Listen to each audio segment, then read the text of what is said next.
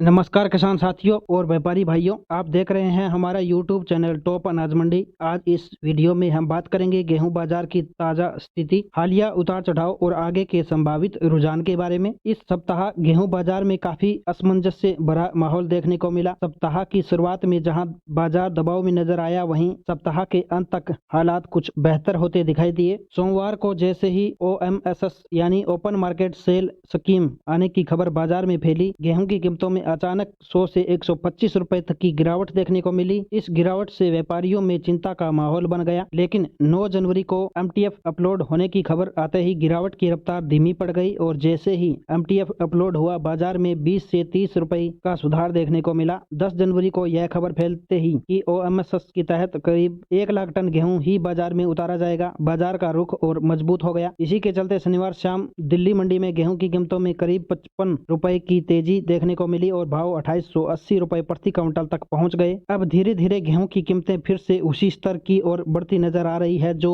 OMSS की खबर आने से पहले करीब 2960 रुपए था। अगर थोड़ा पीछे जाएं तो नवंबर महीने में जब सरकारी बिक्री यानी OMSS बंद हुई थी, उसके बाद गेहूं बाजार में लगातार सुधार देखने को मिला था। मंडियों में आवक कम होने की वजह से कीमतें धीरे धीरे मजबूत होती गई और बाजार में एक बार फिर अच्छी रौनक लौटती दिख रही है। हालांकि सरकार के पास पर्याप्त स्टॉक मौजूद था, लेकिन खुले बाजार में इसकी बिक्री न होने से कीमतों को सहारा मिला है। इस बीच जब दोबारा सरकारी बिक्री शुरू होने की खबर आई तो व्यापारियों और स्टॉकिस्टों के मन में डर बैठ गया कि कहीं बढ़ते भावों पर फिर से ब्रेक न लग जाए। हालांकि इस बार सरकार ने पिछले टेंडर के मुकाबले आधी मात्रा यानी केवल 1 लाख टन गेहूं ही बिक्री के लिए रखा है, जिसका बाजार पर कोई गहरा असर नहीं पड़ा। थोड़ी देर के डर के बाद बाजार फिर से मजबूत स्तर पर लौटता नजर आया। अब बात करते हैं आगे की। 14 जनवरी को होने वाले टेंडर में सरकार ने बिडिंग की मात्रा तो बढ़ा दी है, लेकिन आवंटन की मात्रा को पिछले टेंडर के मुकाबले आधा कर दिया है। इसका सीधा असर यह हो सकता है कि